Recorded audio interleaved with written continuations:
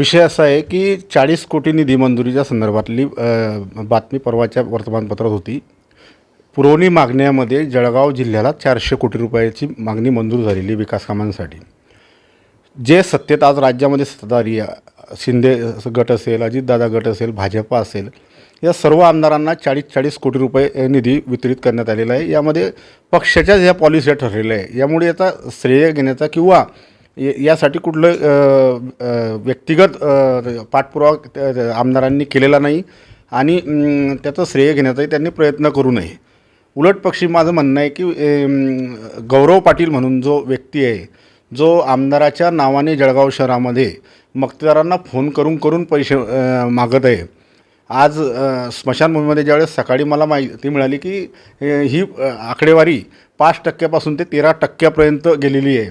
जर अशा पद्धतीने टक्केवारीचं हे राजकारण होत असेल तर शहरात चाललेले विकास कामं निकृष्ट दर्जाचे आहे आणि मग त्याचं खापर नगरसेवकांच्या डोक्यावर फोडायचं हे काही बरोबर नाही. वन ठोक काम तुम्ही मक्तेदारांना देताय, त्यांच्याकडनं कमिशन जर घेत असेल तर याच्यासारखी शोकांतिका नाही. आमदार म्हणून आपण अनेक ठिकाणी आपल्याला अनेक सोर्स असतील उत्पन्नाचे, परंतु ज्या ठिकाणी शहराच्या भावना जुडलेल्या आहे अशा विकास कामामध्ये जर निधीमध्ये जर टक्केवारी घेतली जात असेल तर हे जळगावकरांचं दुर्भाग्य आहे. यापूर्वीसुद्धा सुरेशदादा 40 वर्षापासून या जळगाव शहरावर प्रतिनिधित्व केलेलं आहे आणि असं कधीही घडलं नाही की त्यांनी कामांच्या माध्यमातून कमिशन वगैरे गोळा केलेलं आहे. परंतु हा गौरव पाटील आहे कोण, असा माझा प्रश्न आहे की जे चालू आहे ते या शहरासाठी खूप घातक आहे. याचा परिणाम शहराच्या कामातील गुणवत्तेवर होत आहे आणि म्हणूनच निकृष्ट दर्जाचे कामं या शहरात होत आहे. कारण मक्तेदार जर इतकी टक्केवारी जर देत असेल आणि तो काम काय करेल हाही प्रश्न समोर येतो आणि त्याचा परिणाम जनतेला असं वाटतं की या नगरसेवकांनीच यामध्ये काहीतरी केलेलं आहे. परंतु ही सर्व ठोक कामं जर आमदारांच्या माध्यमातून होत असतील आणि यामध्ये कमिशनचा मोठ्या प्रमाणावर काळाबाजार सुरू आहे, हा त्वरित त्यांनी समजदारीची भूमिका घेऊन हे थांबवलं पाहिजे अशी आपल्या माध्यमातून विनंती करतो. व्यक्तिगत दोष नव्हे तर हे वैचारिक विषय आहेत आणि या वैचारिक विषयातून त्यांना आपल्या माध्यमातून आपल्या चॅनलांच्या माध्यमातून हेच सांगतो की ही लागण तुम्ही काही या शहराला लावू नका. याचे गंभीर परिणाम येणाऱ्या काळात या शहरालाही आणि नागरिकांनाही भोगावे लागतील. पुन्हा विचारतो मला की गौतम पाटील कोण आहे आणि तुम्ही कोणत्या आमदारावर तुम्ही आरोप करता? गौरव पाटील आहे ते गौतम पाटीलनी. मी तेच म्हणतो आहे की त्यांनी तो खुलासा करावा कोण आहे गौरव पाटील. त्यांनाही चांगलं माहिती आहे. त्या अधिकृत बोलल्यानंतर मी पुन्हा मला तुम्ही भेटल्यानंतर माझ्याकडे आहेच ती माहिती, परंतु काही गोष्टी आहेत ज्या त्यांना फक्त आम्ही एवढंच सांगू इच्छितो की हे थांबवा कुठेतरी, हे योग्य नाही आहे. आणि आमदार मी काही जळगाव जिल्ह्याच्या संदर्भात बोलत नाही, मी जळगाव शहराच्याच संदर्भात बोलतो आहे. त्याच्यामुळे आमदार जे असतील त्यांचं नाव घेण्याची काही गरज नाही. त्याच्या सर्व जळगाव शहराला माहिती आहे की आमदार कोण आहेत.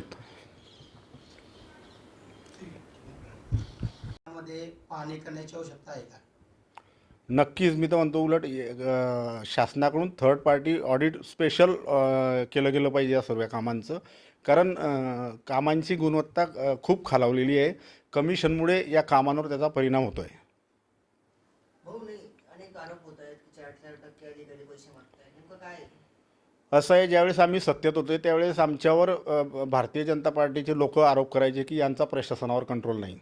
आता खऱ्या अर्थाने प्रशासनावर तुमचा किती कंट्रोल आहे हे जळगावकरांना दिसतं आहे. ज्या दिवसापासून या शहरात प्रशासकीय राजवट मनपात सुरू झाली आहे त्यापासून भ्रष्टाचाराचा एक मोठा उच्चांक या मनपाने गाठलेला आहे. प्रत्येक अधिकारी 2-2, 3-3% मागतो आहे आणि जर प्रशासक अशा पद्धतीने जर मक्तेदार जर या पद्धतीने अधिकाऱ्यांना पैसे द्यायला लागले तर त्यांनी काम कसं करावं. आणि नागरिकांची ओरड तर तीच आहे की कामाची गुणवत्ता योग्य नाही. मग इतक्या मोठ्या प्रमाणावर भ्रष्टाचार मनपात चालू आहे, याला रोखण्याची जबाबदारी सर्वस्वी आमदाराची आहे. परंतु आमदार त्यामध्ये सपशेल फेल झालेले असून मनपाकडे त्यांना लक्ष द्यायचं होतं. ज्यावेळेस नगरसेवक होते त्यावेळेस ते वारंवार येऊन त्या मनपामध्ये बैठक घ्यायचे. मग आता आमदार का झोपले आहे का? आमदारांचं कर्तव्य नाही का आता लक्ष द्यायचं की हा मनपातला गोंधळ, मनपामध्ये सुरू असलेला भ्रष्ट कारभार याच्याविरुद्ध ते का बोलत नाही? आता माझं त्यांना खुलं आव्हान आहे की विधानसभेचं सेशन सुरू आहे, त्यांनी या संदर्भात विधानसभेत एकदा तरी आवाज उठवा की या महापालिकेत प्रचंड भ्रष्टाचार माजलेला आहे आणि या भ्रष्टाचाराला कुठेतरी आळा घातला पाहिजे अशी माझ्या माध्यमातून आपल्या माध्यमातून त्यांना माझी मागणी आहे. आणि आपल्या जळगाव शहराच्या ज्या समस्या आहे त्या करण्यासाठी आपण समोर जाणार आहे त्यांच्याशी. मी कुठल्याही क्षणी ते ज्या वेळेस म्हणतील त्यावेळेस इलेक्ट्रॉनिक मीडिया समोर त्यांच्याशी डिबेट करायला तयार आहे. जळगाव शहराचा हिताचा विचार त्यांचा एकट्याचा नसून सर्वांचाच आहे. सर्वांनाच वाटतं या शहराचं डेव्हलपमेंट झाली पाहिजे. माझं त्यांना खुलं आव्हान आहे की त्यांनी यावं आणि या इलेक्ट्रॉनिक मीडिया समोर डिबेट करावी. ते गेल्या 10 वर्षापासून या शहराचे आमदार आहे आणि आता लोकसभा आणि विधानसभेची निवडणूक डोळ्यासमोर ठेवून फक्त घोषणांचा बोजवारा करायचा आणि लोकांसमोर कोणत्या टोनाने जायचं यासाठी सुरू असलेले या घोषणांचा पाऊस आहे असंच मी म्हणेन.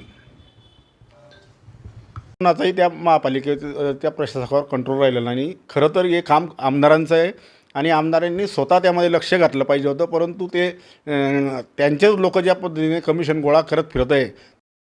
गांधी तीर्थ निसर्गाच्या सानिध्यात महात्मा गांधींच्या जीवनावरील जगातील पहिले मल्टीमीडिया म्युझियम. आजच भेट द्या. गांधी तीर्थ, जैन हिल्स, जळगाव. अधिक माहितीसाठी www.gandhifoundation.net वर व्हिजिट करा.